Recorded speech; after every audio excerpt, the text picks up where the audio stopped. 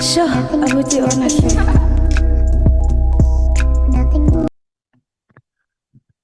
Thank you, Chair. I do have quite a few questions. My first question to the Minister.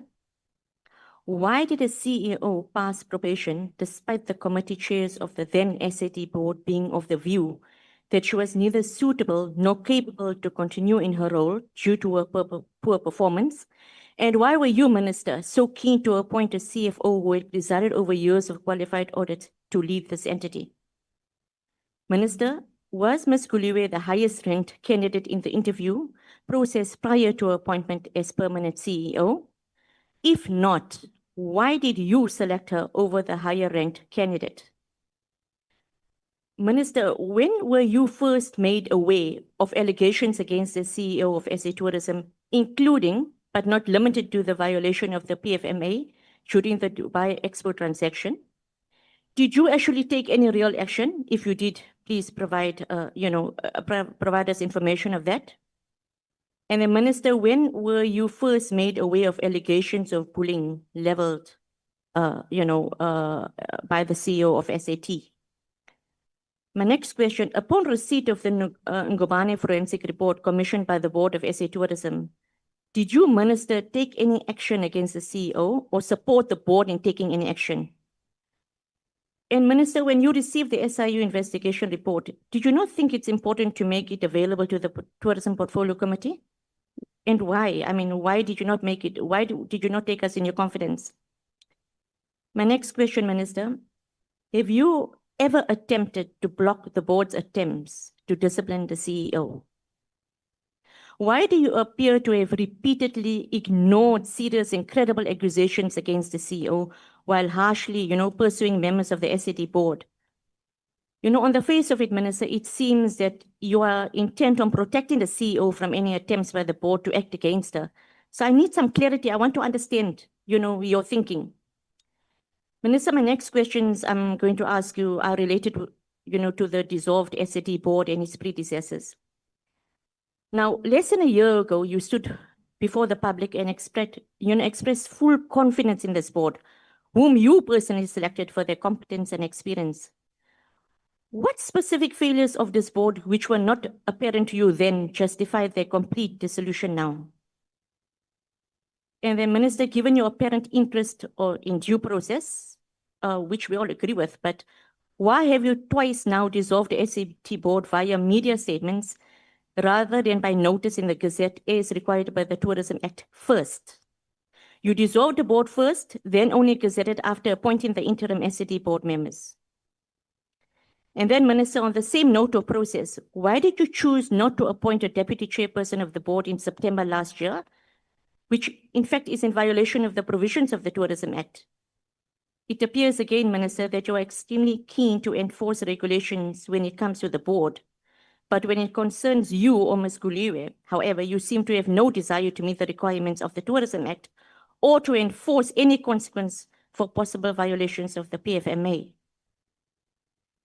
Now, given that you are aware of the view that the SAT board is effectively non-functional without a chairperson, why did you neglect to appoint an interim or deputy chair after the resignation of the chairperson? I think the former board has publicly stated that it called for your assistance in settling its internal disputes with the former chairperson, and that you gave no reply to this call for assistance. Is this true? If so, why did you not take any steps to address the dysfunction within the board until it was too late? Or if not, can you provide the committee with any evidence to that effect? So again, for our understanding.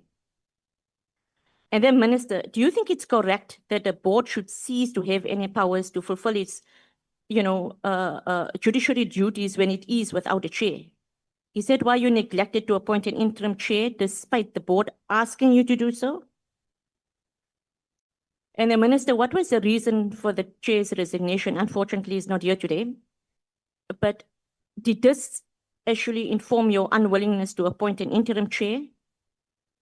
And then, Minister, did you take any disciplinary measures against the chairperson, Mr. Gregory Davids, for not implementing the age recommendations and SIU investigation recommendations, including the grievances issues the dissolved members highlighted today in her presentation? What have you as the minister done to ensure the AG recommendations are effectively implemented? Because as you always say, the buck stops with you. So while we're asking the general questions, I'm asking you, what have you as the minister actually done? Did you intervene in the Auditor General's audit of SA tourism, including the New York office, in order to, narrow the scope of an investigation? If so, why? And will you provide written records of the same? And then, Minister, did you secure any evidence suggesting that the now dissolved board of the SAT had indeed held a meeting prior to dissolving the board? Because we need clarity on that. I think the country is waiting for that response.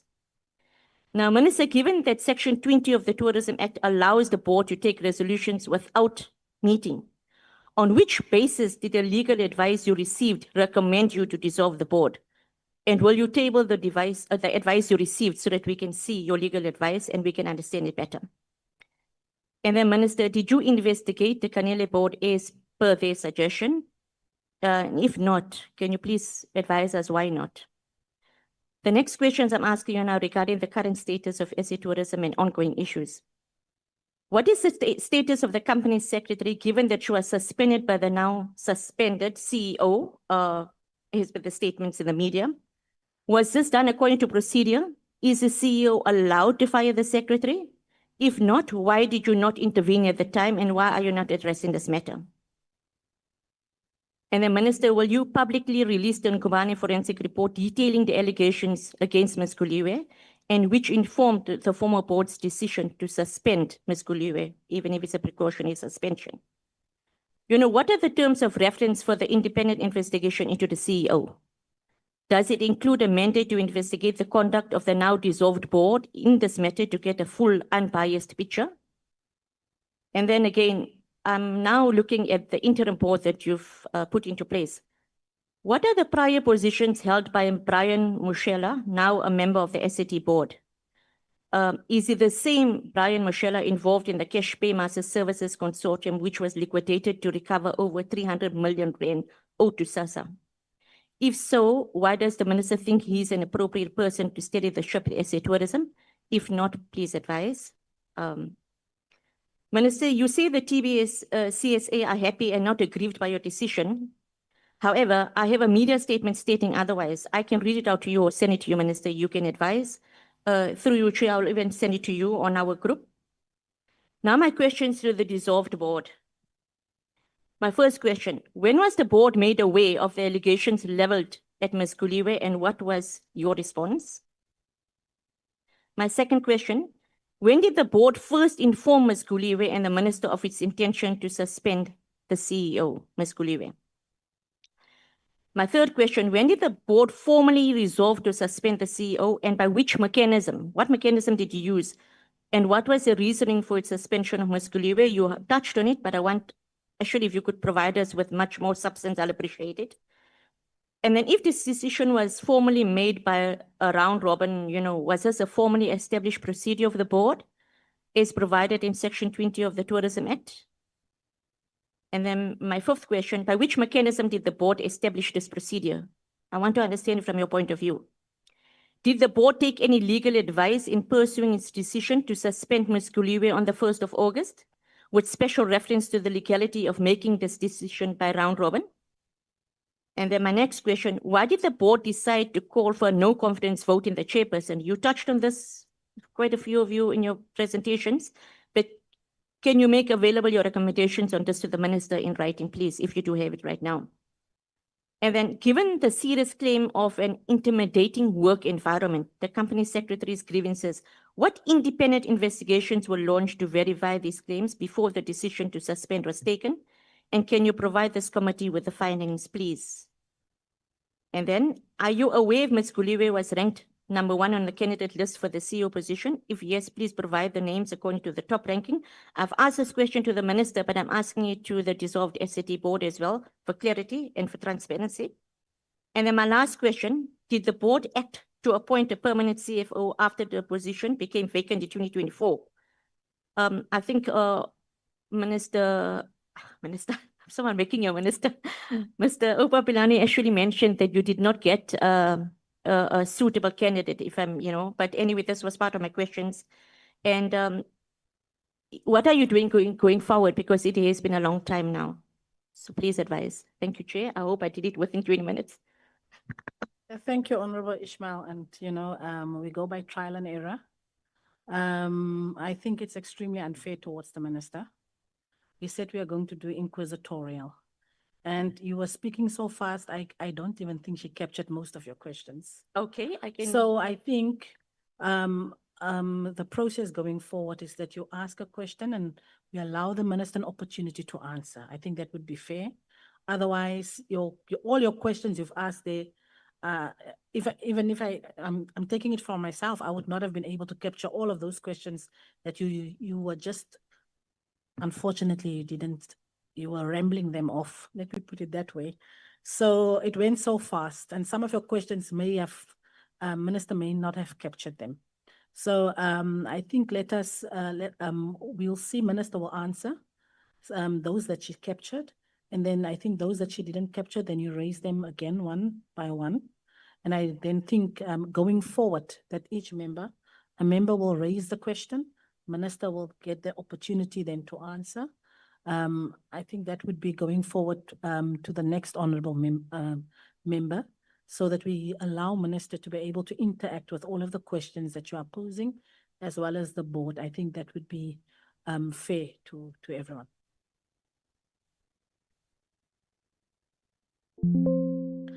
And the 20 minutes, Honorable Ishmael, is inclusive of the answering session. Now, I think you wanted to finish all the questions in 20 minutes and not allow the process for answering. So over to you, Minister, and to the board, but Minister first. Thank you, Honorable Chairperson, and thank you to Honorable Ishmael for the questions. Indeed, I did try to capture as many of them as I could, but I will appreciate if Honorable Ishmael can send them to me so that I can do justice. I think, honorable members, a lot of questions has been raised by Honorable Ishmael. And for me, we should also say, why are we here? And my understanding, it is the alleged unlawful removing of the dissolved board. And of course, in the process, a lot of detail came out, especially administrative detail, that I will not be able to answer myself. And that's why I would like to get your questions in writing and seek the answers if I don't have them. I've also read in the newspapers that... Chairperson.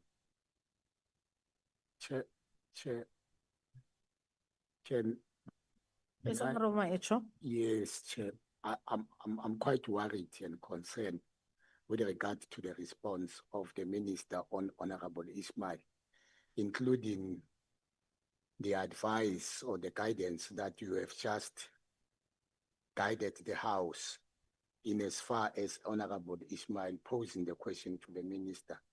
The response which made me, as this member of this committee, to be concerned is that Minister keeps on referring to say Honorable Ishmael should write questions to her, and therefore she will then respond, whereas there is support staff here with the Minister. And therefore, your guidance was that this session will be an interactive session.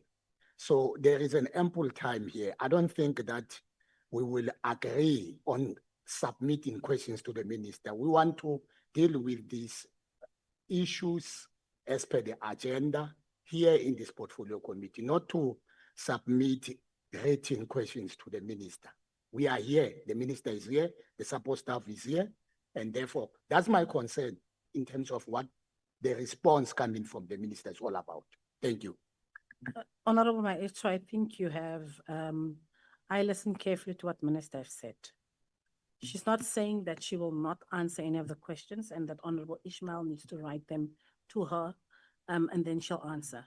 What she's saying is that those that she captured, she's going to answer them. And then she said that perhaps some of those questions that she did not capture if Honorable Ishmael can write them. That is what I heard. But Minister, I think I have paved the way forward. I have then said that those that you didn't capture, Honorable Ishmael will also be able to check those questions that you managed to capture and answered, and those that you didn't capture, she will then be able to get an opportunity again to pose them one by one for you to interact with them. I think I've said that would be the way forward. Yes, Honorable Ishmael? Thank you, Chair. I'm just concerned with, I don't have the issue with what you just raised now, but I just want to highlight something. And this put me a step back. The minister just in her opening remarks, and I just want to get clarity. I know our decision to have this meeting was with regard to the dissolving of the board. Every question that I've asked you is related to the dissolvement of the board. So I'm not sure if you were saying some of the questions I asked is not in regard to that, but every question I've actually aligned it to the dissolvement of the board and the consequences of thereof. So thank you, Minister, and thank you, Chair. Okay, thank you, Honorable Ishmael. Minister, you may interact with Honorable Ishmael's questions. Thank you, Honorable Chair. Honorable Chair, I was looking at the actual agenda, the briefing by the Minister of Tourism. I was just looking at that. And so I am aware about what is there and need to be answered. In no ways I will refuse to answer anything. It mustn't be read into it, Honorable Member, that I don't want to answer. It is just I had difficulty in capturing as Honorable Ishmael was speaking.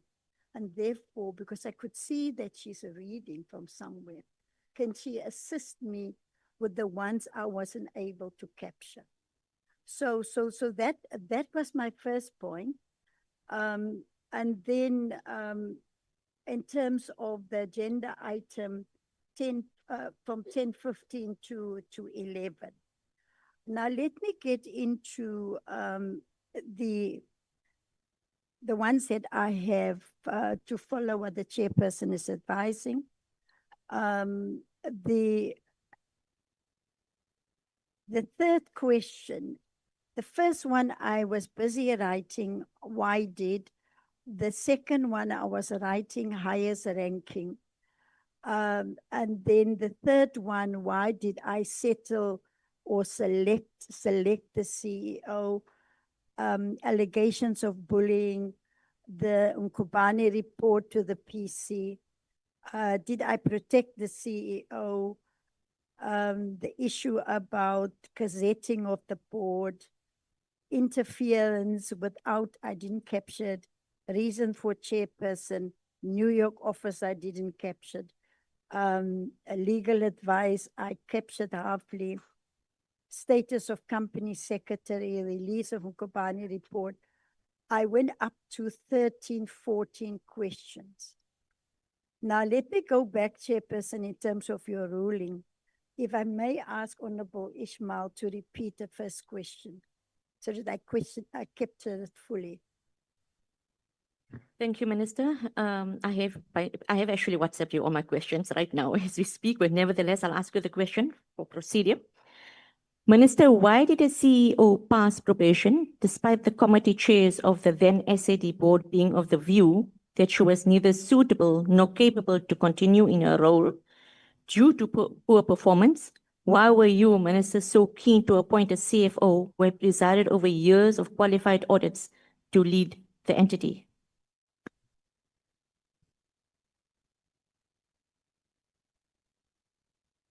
Proceed, Chairperson, let me explain to honorable members the procedure that led to the final appointment of the CEO.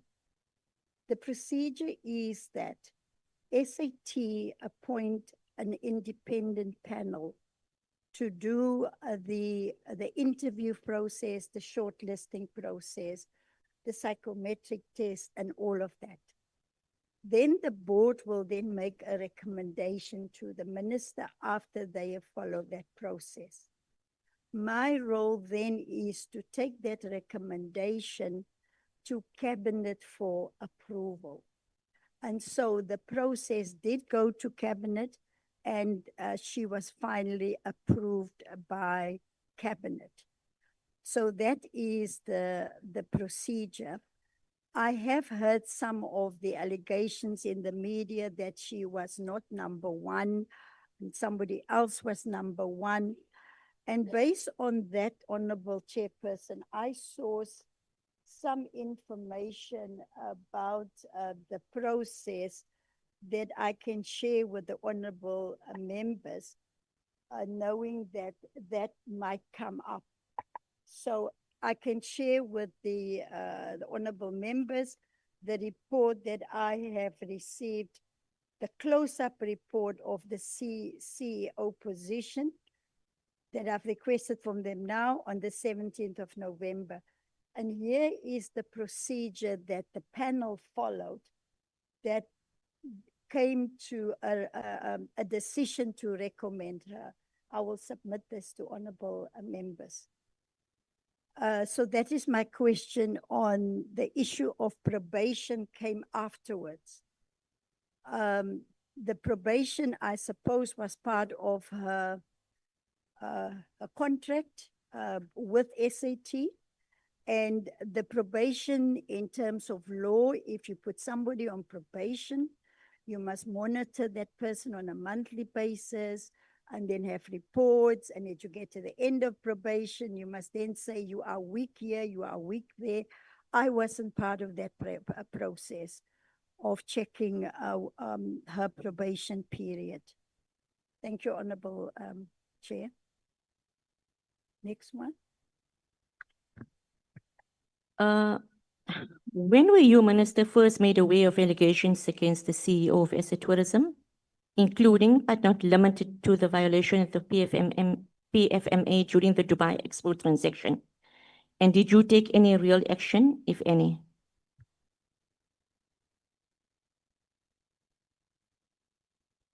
You may proceed, Minister. Thank you. Thank you, Chairperson. First of all, the allegations against the CEO and other members of SAT happened in 2021, before my time. Where I became aware of the allegations is in the annual report of 22-23 that came to Parliament, where the AG raised the issue. Then when the board raised the issue with me about this allegation, I had a meeting with Mr. Lawson Naidu and Professor Gregory Davids. And I've requested them to go and look into the matter and also report back to me whether we have recovered the money. I do think that I have got a WhatsApp from Mr. Lawson.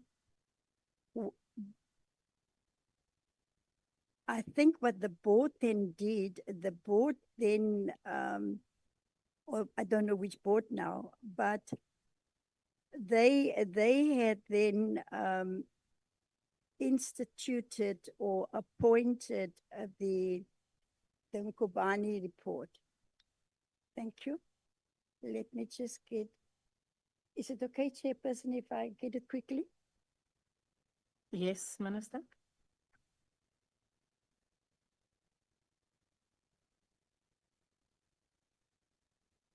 It says, Minister, there's a hand.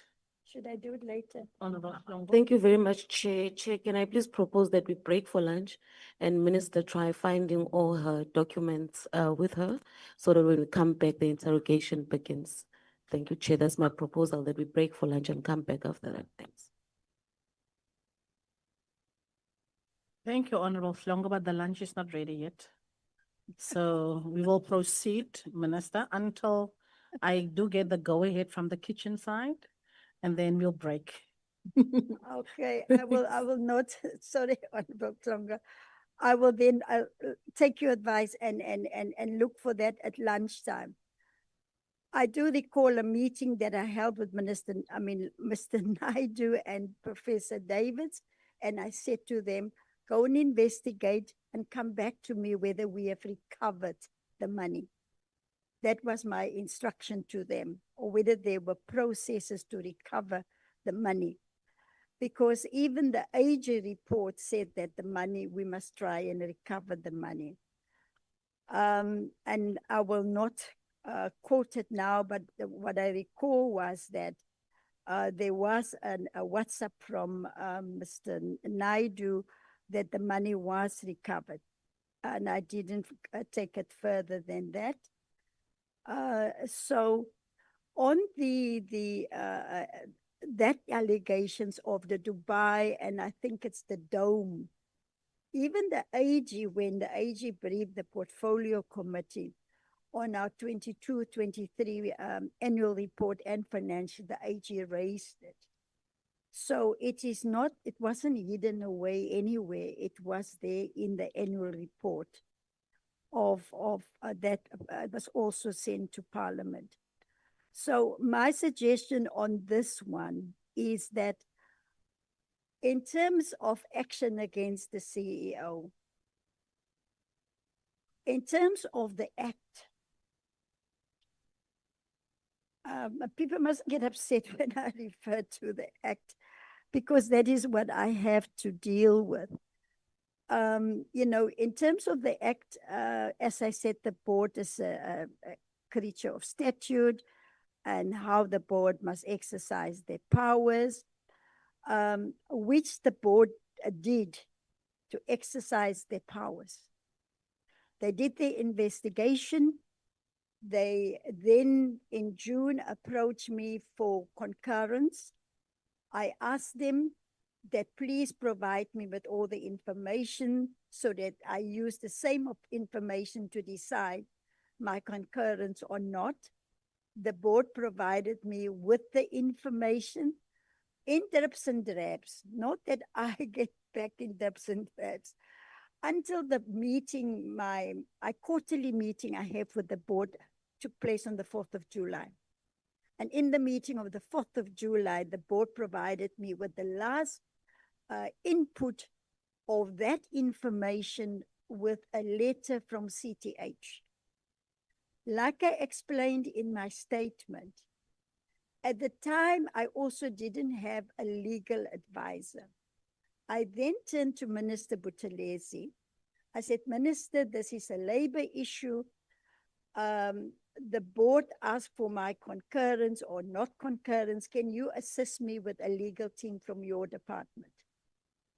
The minister then finally on the, I think I'll get the dates right, the 15th or so of July or the 25th of July. I know there's a 5 in the number. Then appointed a director from DPSA to look into the matter. Then on the 27th of July, the minister then furnished me, or the Department of DPSA furnished me with their opinion. That was on the 27th of July.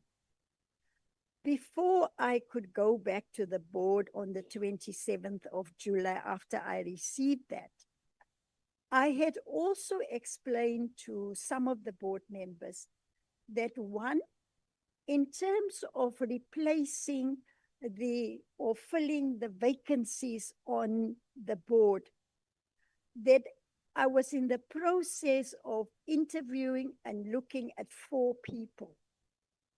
And out of those 4 people, the intention was, now that the chairperson has resigned, to replace the chairperson and the deputy chairperson. The process that I have to follow, and the DG is here and the DGG of Corporate Services, I have to submit those names to the Department of Tourism to do security clearance. And the Department of Tourism did the security clearance. 1 or 2 of the names that I have suggested did not pass security clearance, and I had to drop them. And then in that week of the 1st of August, we had booked the Government Gazette to publish that Friday, because you can only gazette on a Friday. yeah, that was on the 1st of August. Then all of these things happened. This board, and I'm not going to get into semantics, I will stick to what the Act is saying and what my understanding and interpretation is of the Act. And that is why soon after I dissolved this board, I was able to appoint six people and a chair and a deputy chair on the 4th of August. That's also related to that. Okay, now I'm getting into the next question. Yeah. Sorry. Thank you, Chair. I was just saying the minister is drafted to answer another question right now.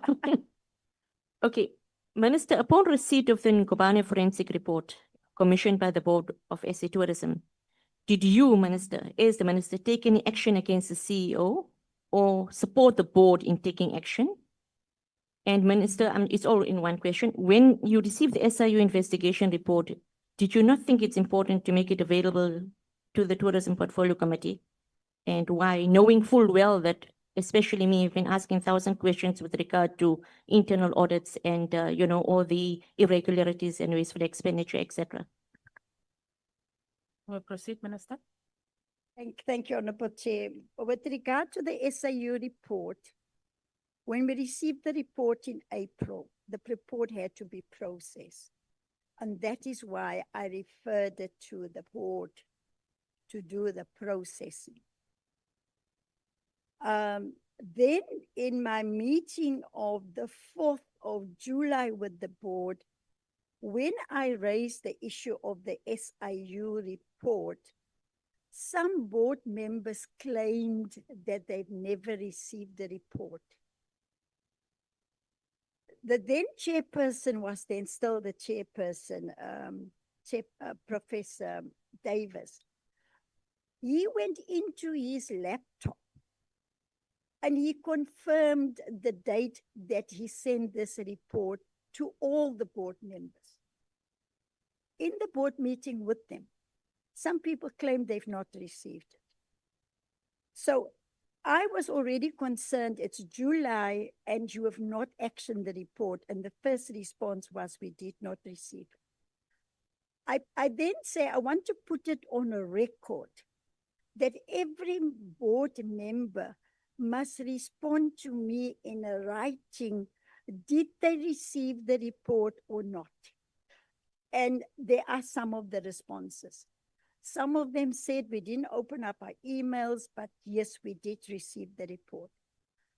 So now, out of this SIU report, when I looked at the SIU report, I also received a recommendation from Advocate Motibe, the head of the SIU, gave me advice that I should write to the president for a proclamation to investigate so that they could deal with possible prosecution and recovery of the money. That is what I have done with the SIU report. And I can share the letter that I've written to the president. I can share that with the honorable members. The first part of the question, Honorable Ishmael. Upon receipt of the Nkobane forensic report commissioned by the board, Yes. did you take action? Upon the receipt of the board, the Nkobane report, I had a meeting with the board. And I said, please provide me with all the information, including the Nkobane report. The board provided that to me. I then said to them, anything else that you have used to arrive at your recommendation. And between the middle of June, and they claimed that they've sent things, and there were 2 board members that were responsible to make sure. They can confirm, Honorable Ishmael, that in the meeting of the 4th of July, I received the last bit of outstanding information that I've requested. I can get you the emails from my chief of staff where on a weekly basis, he's followed up with information. So yes, I received all of the information. And that's why I was dwelling into your already answer to say what I did with the information was to seek advice and help from my colleague, Minister Buthelezi, which he did provide. And then on the 27th of July, he had then responded to me with advice. And while we were busy with this Nkobane report, I was also dealing with the filling of the vacancies on the SAT board. Then when the chairperson resigned, there became another vacancy now. And I had already submitted 6 names to the Department for Security Clearance, and the department came back with 4.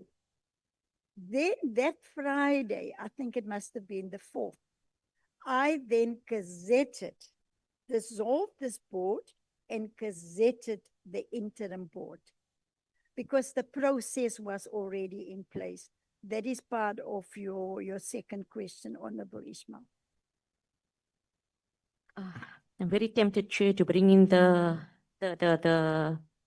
deputy chair. It's a question, but anyway, I'll reach that later. Minister, just a follow-up. What was the DBSA's advice with regard to the Nkobane report? Just a follow-up on that one, because I want to understand it a bit better. If you could make it available or talk us through it. Yes, I can certainly provide the committee with a copy of the advice from DPSA, basically confirming that for any action against the CEO, in terms of the Tourism Act, it is the minister that appoint and dismiss, and that the board do need my concurrence. They did not go into the substance of the matter. They just confirm the legal powers that I have as the minister. But I can make that available to the portfolio committee. The response from DPSA, Honourable Member. Thank you, Minister. That brings me back to the point. If you knew there was irregularities and all that issues, why did you, as the minister, then not take action? But anyway, it's linked up to my next question. Have you, Minister, ever attempted to block the board's attempt to discipline the CEO?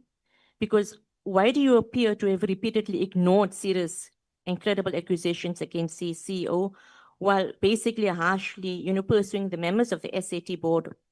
That's why on the face of it, Minister, it seems that you are intent on protecting the CEO. It's giving the reflection out there from any attempts by the board to act against her, which they need to do something as a governance structure as well, to be able to fix things. So have you ever done that? Honourable Ishmael, I'm glad you call it a perception. And let me say, I do respect your opinion. And we're all entitled to our opinions, but we're not entitled to our own facts. I have seen this perception being generated outside in the media that I'm trying to protect the CEO. That's why I even said I'm so happy to come to the portfolio committee, because I knew, Chairperson, that here I was going to be given an opportunity to put evidence and facts before you. So that is a perception, that is somebody's opinion. They are entitled to your opinion. They almost created a situation to say to the minister, you damned if you do, and you damned if you don't.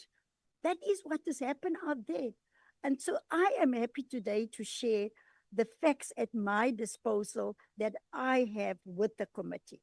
And to destroy that perception that I have actually protected the CEO, when I just explained to you now, the whole process went to my colleague to seek advice, came back on the 27th. Is that protecting? What does protecting really mean? In terms of the law, how do I protect the CEO? Okay, Minister, now I'm asking questions that are related to the dissolved board and its predecessors. So, Minister, less than a year ago, you stood before the public and expressed full confidence in this dissolved board now, whom you personally selected for their competence and experience. So what specific failures of this board, which were not apparent to you then, justify their complete dissolution now? Because if it's really based on just one irregular meeting, which I know it's procedure and so forth, but I want to understand your input from there. Because I think it's the first board that I'm seeing, and I think I joined just before you in the last term. We've seen the first dissolution of the board, which I think was appropriate, but to think that right now we actually had people that were really come from the, tourism background, and I think we're just picking up the pieces to steer the tourism sector to the, to where we want it to go.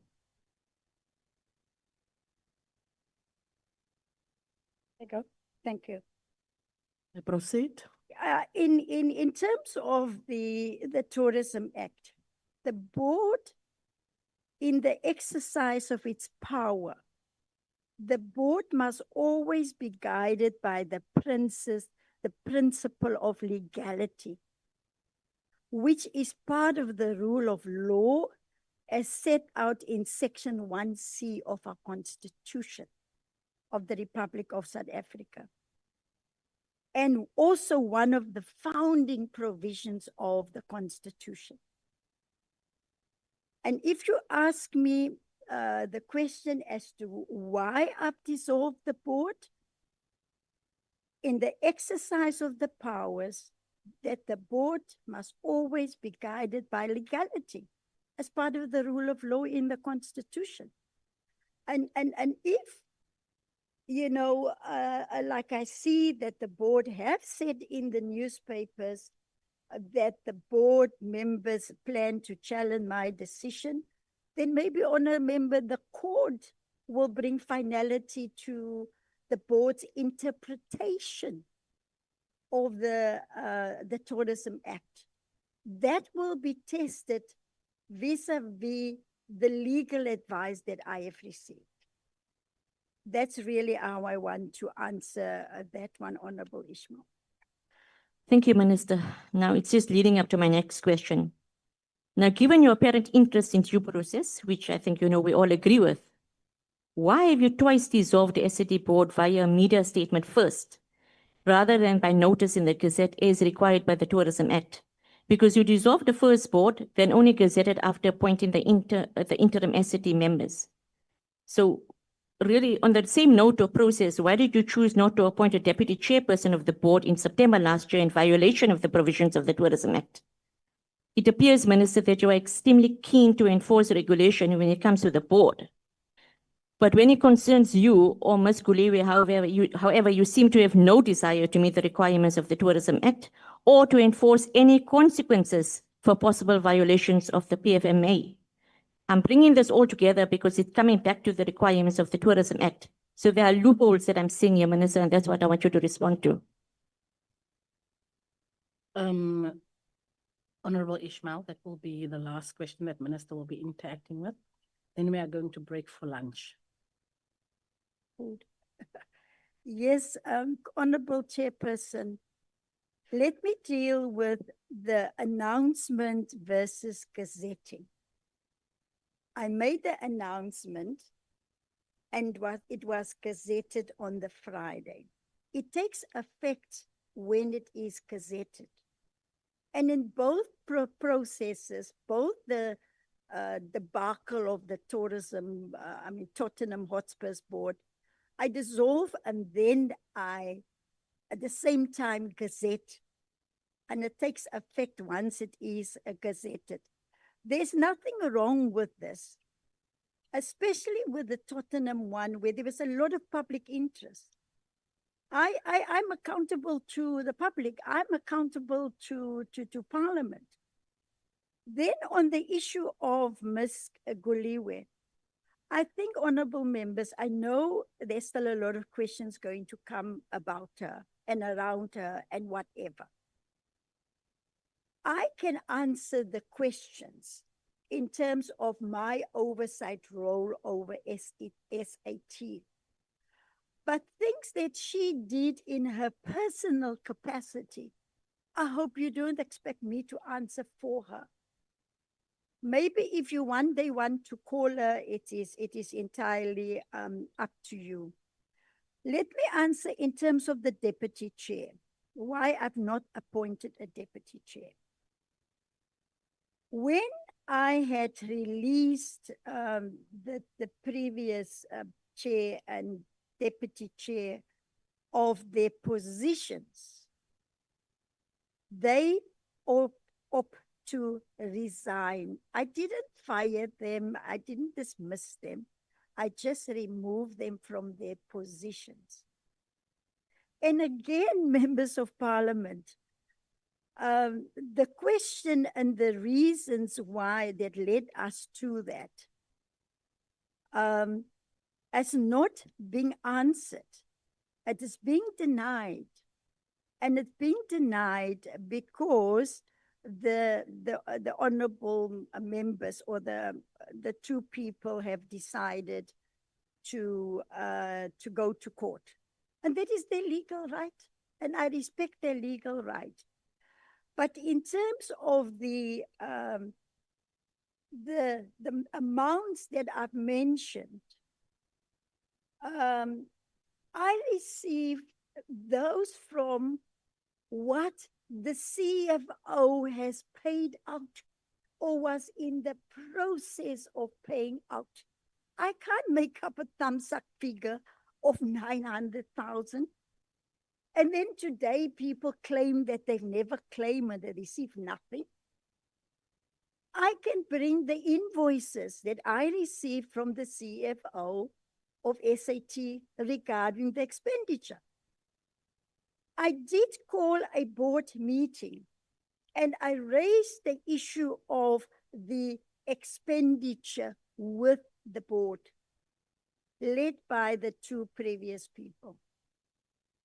And I can give the committee the recording. Because in the recording, the response from the chairperson was that they have got 5 million rand, which is correct. But the 5 million rand is meant for the total budget of the board. In that 5 million rand, only 1.44 million has been allocated to board fees. So again, there are some dispute around figures here on Parliament. We're all under oath. I can repeat what I've said inside or outside, but I can bring you the invoices, honorable members, that I received from the SAT CFO. So on the deputy chair, you know, it's almost as if we are dealing with angels here, you know, holier than thou. That board was so divided into factions. I can remember I discussed it with one member of parliament. And I said to myself that the only one that I've noticed that could maybe be a good person to appoint as the chairperson was this professor, because he's from UWC, he runs the faculty of risk and governance, and he knows the PFMA. And just let him try and clean up and try and find some solutions to this based on his experience. I appointed him. And then decided, thereafter board members resigned, some board members resigned, and I then decided that I'm not going to appoint a deputy chair. And I also don't, Honorable Ishmael, know the reasons why Professor Davis resigned, but I can give you the actual letter, Chairperson, that he wrote to me and the reasons that he put into that. So then that is why I didn't appoint a deputy chair. Chair, on a point of clarity, please, because we're going far out and the minister hasn't actually zoomed into the reply of my question. But I won't take much time. No, you wait for me to give you the go-ahead. There's Sure. one chairperson here. Minister, Honorable Ishmael, is there a follow-up that you want? I want to just do a follow-up because I feel the minister hasn't actually responded to my question. Okay, sure. Do your follow-up. Thank you, Chair. So, Minister, my question to you, and I'm going to come back to the Deputy Chair. On the 15th of August, and I'm coming back to the impact of the Gazette and the notification of the dissolvement of the board and a point of technicality. So on the 15th of August, there was already the information that the dissolved board is dissolved. And on the 22nd of August, it was gazetted. It's almost 1 week. Okay. But secondly, when you now relapse onto the question of the appointment of the chairperson, you are telling me all these issues about Professor Gregory Davids appointed as the chair, and you're giving a very weak response with regard to why you did not appoint a deputy chair because of whatever issues the board had. But you have made life very difficult for the board without them having a deputy chair. And I find the time span from September 2024, it is now September 2025, and there is still no deputy chair. And you should have, I feel, have appointed a deputy chair or a new interim chair as soon as Professor Gregory Davids has resigned, for whatever reasons which you will send to us, in order for the board to be able to continue functioning. Okay, so Honorable Minister. let me just go back to the previous question.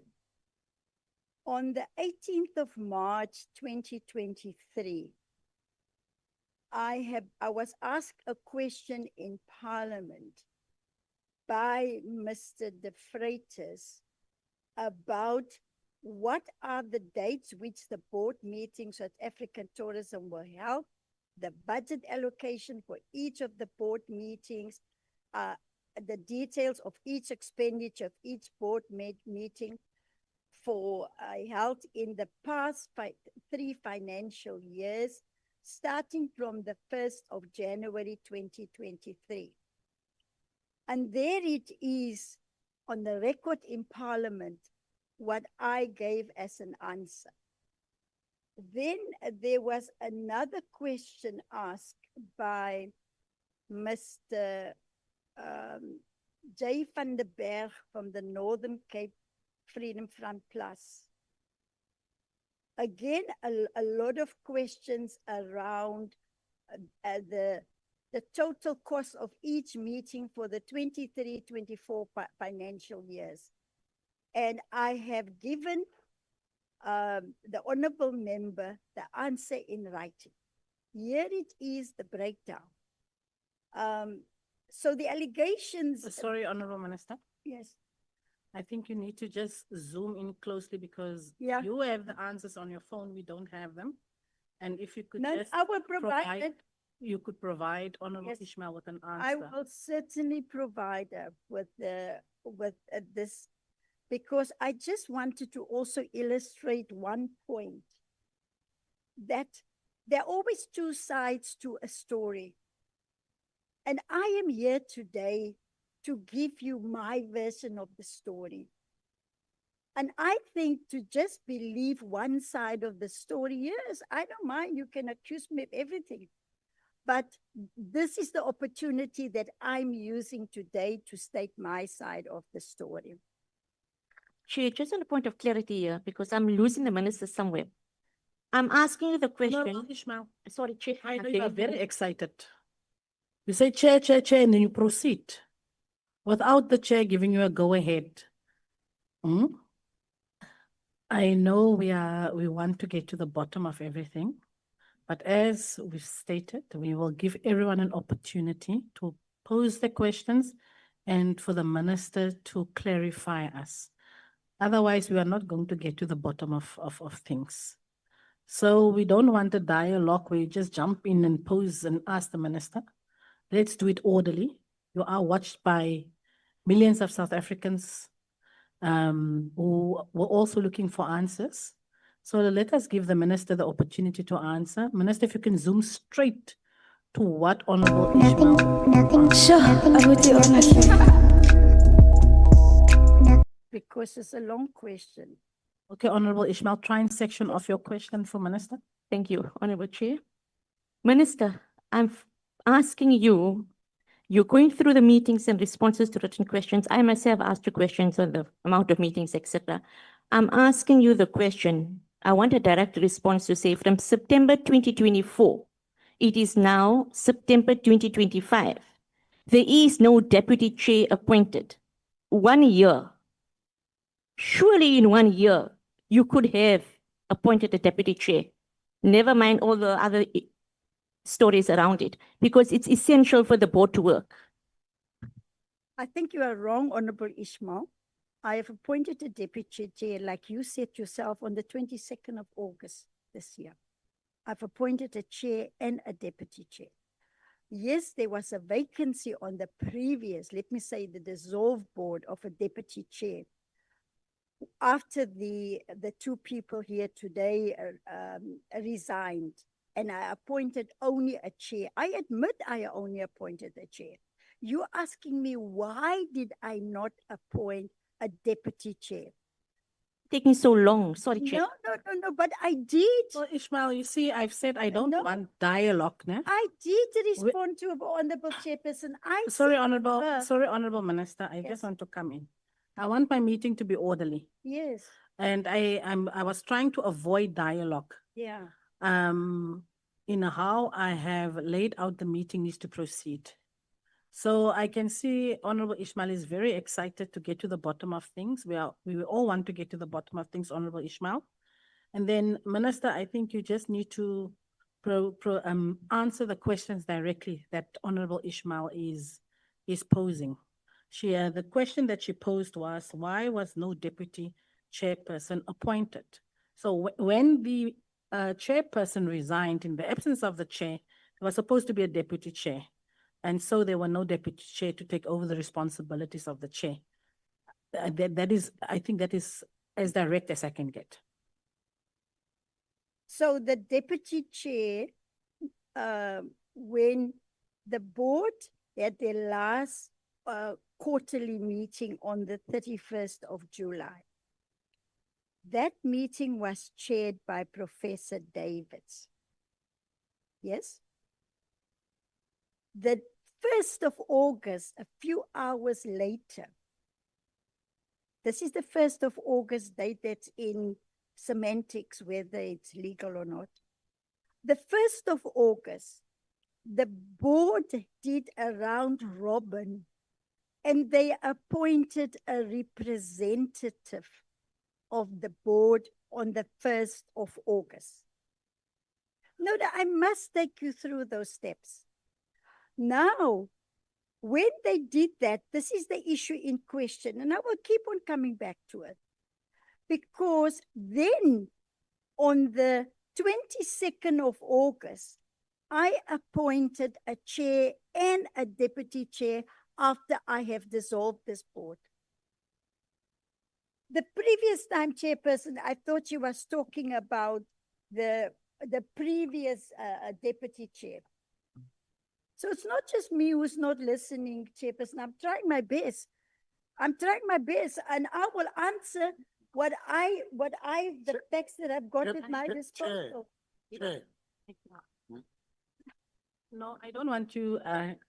I'm going to try and pose the question again, Minister.